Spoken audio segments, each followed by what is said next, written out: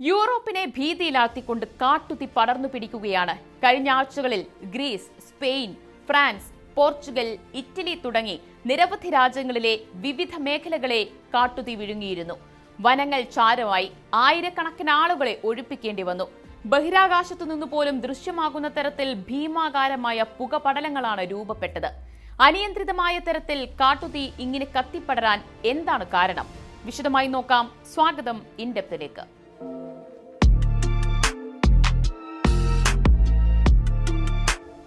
കാട്ടുതീയാൽ വലയുകയാണ് European രാജ്യങ്ങൾ. ഇതിനോടകം 10,000-കണക്കിന് ആളുകളാണ് സുരക്ഷിത കേന്ദ്രങ്ങളിലേക്ക് പലായനം ചെയ്തത്. സർക്കാരുകൾ പോലും എന്തു ചെയ്യണമെന്നറിയാതെ പകച്ചു നിൽക്കുകയാണ്. അത്ര വലിയ പ്രതിസന്ധിയാണ് ഫ്രാൻസും ഇറ്റലിയും സ്പെയിനും ഉൾപ്പെടെയുള്ള രാജ്യങ്ങൾ നേരിടുന്നത്. മുൻവർഷങ്ങളിൽ നേരിട്ടതിനേക്കാൾ ഭീകരവും മാരകവുമായ കാട്ടുതീയുണ്ടാകാൻ ഒന്നിലേറെ കാരണങ്ങളുണ്ടെന്നാണ് ശാസ്ത്രജ്ഞർ ചൂണ്ടിക്കാട്ടുന്നത്. അതിലാദ്യത്തേത് രണ്ട് വിപരീത കാലാവസ്ഥകൾ അടിക്കടി മാറിവരുന്ന പ്രതിഭാസമാണ്. ക്ലൈമറ്റ് വിപ്ലാഷ് എന്നാണ് ഇതറിയപ്പെടുന്നത്. ഉദാഹരണത്തിന് തീവ്രമായ മഴയും തുടർന്നുള്ള കടുത്ത വരൾച്ചയും.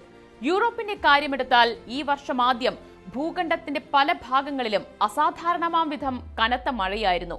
ഇത് പുല്ലുകളും കുറ്റിച്ചെടികളും മറ്റ് സസ്യജാലങ്ങളും വേഗത്തിൽ വളരാൻ കാരണമായി.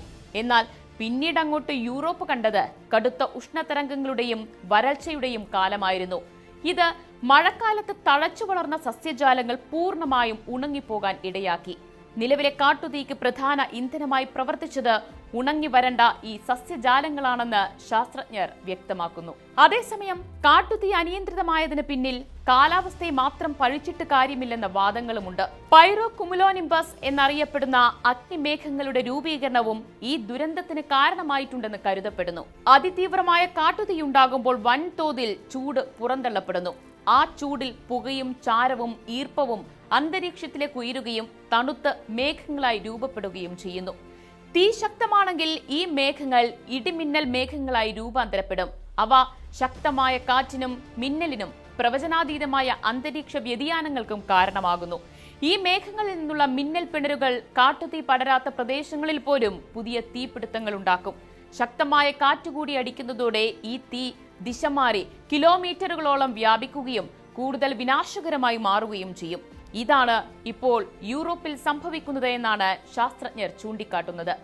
ഇതിനെല്ലാം പുറമെ മനുഷ്യരുടെ ജീവിത രീതിയും പ്രകൃതിയിലെ ഇടപെടലുകളും കാട്ടുതീ കാക്കം കൂട്ടുന്നുണ്ട്. കഴിഞ്ഞ കുറച്ചു പതിറ്റാണ്ടുകളായി ആളുകൾ ഗ്രാമങ്ങൾ വിട്ട് നഗരങ്ങളിലേക്ക് കുടിയേറുകയാണ്. ഇത് ഒരു കാലത്ത് കൃഷി ചെയ്തിരുന്ന ഭൂമിയും കന്നുകാലികൾ പതിവായി മേഞ്ഞിരുന്ന പുൽമേടുകളുമെല്ലാം അനാഥമാക്കപ്പെടാൻ ഇടയാക്കി.